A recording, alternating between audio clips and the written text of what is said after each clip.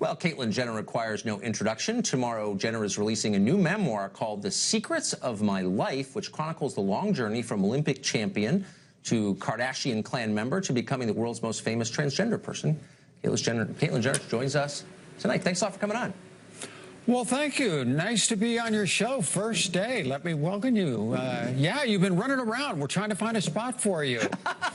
Yes. Hopefully I'll stay for a while. Hopefully you'll hear for a while. Yes. I hope so. So you've been called courageous a lot. It seems to be one of the braver things you did was voting for Trump while living in Malibu and telling people about it. What did your neighbors and friends say when you did that? They were fine in Malibu with it, but let's put it this way. I never actually came out and outwardly supported Trump. Huh. The media did that for me. I'm on the Republican conservative side, right? And he wound up being our candidate, and so certainly I was going to vote for him. He looked like he would be pretty good on all LGBT issues, which is important, because my loyalties do not lie with Donald Trump. My loyalties do not lie with the Republican Party.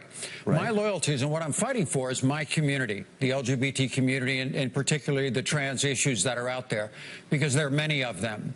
And so that's where my fight is. And I thought Trump would be pretty good, but he's kind of disappointed me in the first 100 days. Right. Well, on those issues. So, but I guess what was so striking about it, leaving Donald Trump aside, was that this was an election with Hillary Clinton in it, who is obviously strong on LGBT issues, took a lot of money from LGBT groups.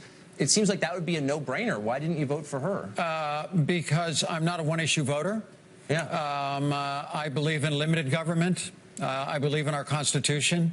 Yeah. I would rather convince the Republican Party to do a better job when it comes to all LGBT issues than to try to convince the Democrats to lower taxes and lower regulations and let our country thrive, financially and economically. No, that's a really interesting point. And I thought you were going to say that. It's obvious you feel that way, or you wouldn't have done it. Isn't there a lot of pressure, though, on you specifically to be a one-issue voter? And how do you respond? How do you deal with that? I totally agree with you. A lot in our community are, and they were very upset that I was a Republican. And I said at the Republican National Convention, I said it was harder to come out as trans than it was to come out as a member of the Republican Party. Right. And so, yeah, from that stand, it's been pretty tough. But we have tremendous issues in our community. I talk a lot about it in the book. We have a murder rate that's out of control right now. Already this year, we've had 9 trans women who have been murdered since the first of the year. We have a suicide rate which is 9 times higher than the general public in the trans community. And I sometimes get very disappointed with Trump, especially when he went up against Title IX and they repealed Obama's equality on Title IX. And Jeff Sessions has been very kind of anti-LGBT. I know on March 10th there was a letter sent to him to try to prosecute the murderers of these trans women as hate crimes, which has been done in the past, and he never even responded to the letter, which is extremely disappointing to me. But yeah, there's a lot of issues out there for our community that I'm fighting for, and I want the Republican Party to do a better job. I wonder if it's not just enough to prosecute someone for murder.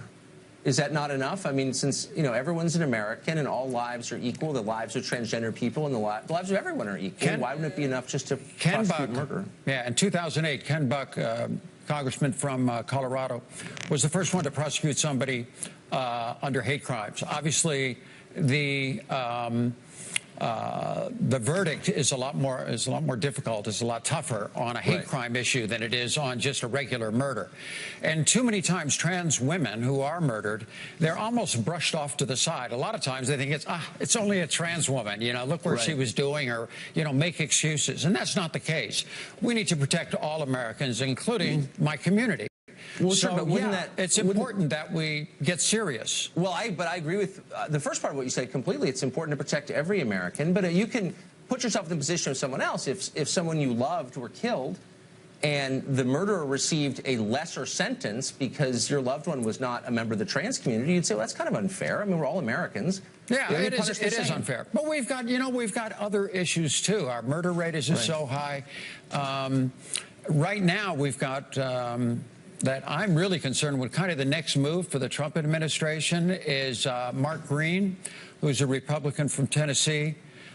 Senator, and he's up for Secretary of the Army. And this guy has come out with some of the most anti-LGBT statements ever, calling me, a trans person, as a disease.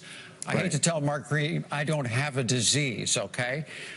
He called about fighting the bathroom issue as the Bible tells me I have to go after evil, and I'm not an evil person. Okay, well, I'm not, I don't think anyone's suggesting that you're an evil person, but I do think there are some deep questions that people of goodwill and good faith can ask. So you've said in I think a pretty convincing way, you believed you were a woman from early in your life, from really in the beginning. You knew that this is who you were, but you couldn't come out and express it. Well, So, but does that mean that you believe that gender is biologically determined? Because that's kind of the opposite of what a lot of people are saying.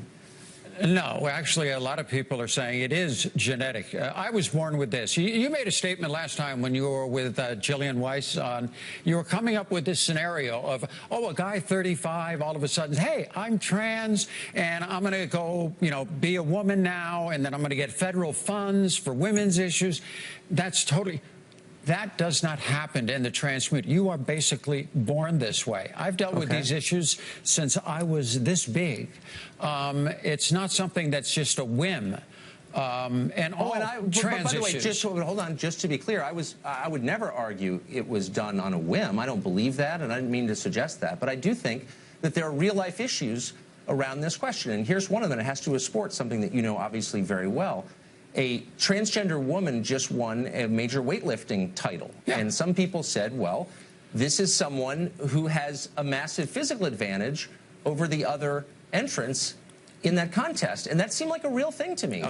We're kind of getting off the subject of what I talk about in the book, because the talk about in the book is about my journey. But of course, to answer that, the Olympic Committee is way ahead of the rest of the world when it comes to dealing with identifying transgender issues and competing. All the way back when I was competing in the 70s, all the women had saliva tests to make sure their DNA, that they were female, because we had the East German women and the Soviet women and all that kind of stuff. Well, since then, there has been a lot of kind of gender nonconforming. We don't quite know where they fit into the athletic world.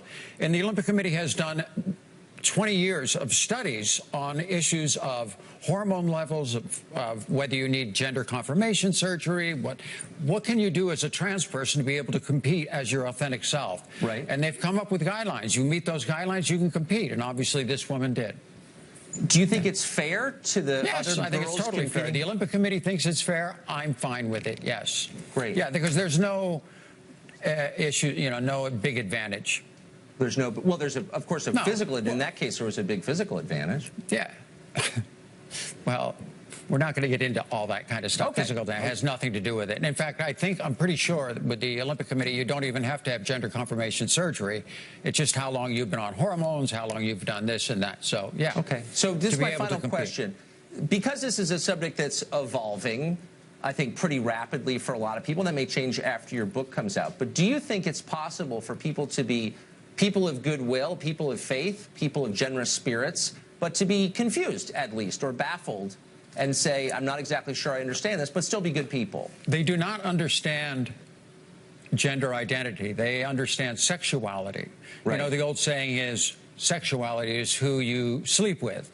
You know, gender identity is who do you go to bed as. It's a totally different subject, and you cannot compare sexuality and gender identity.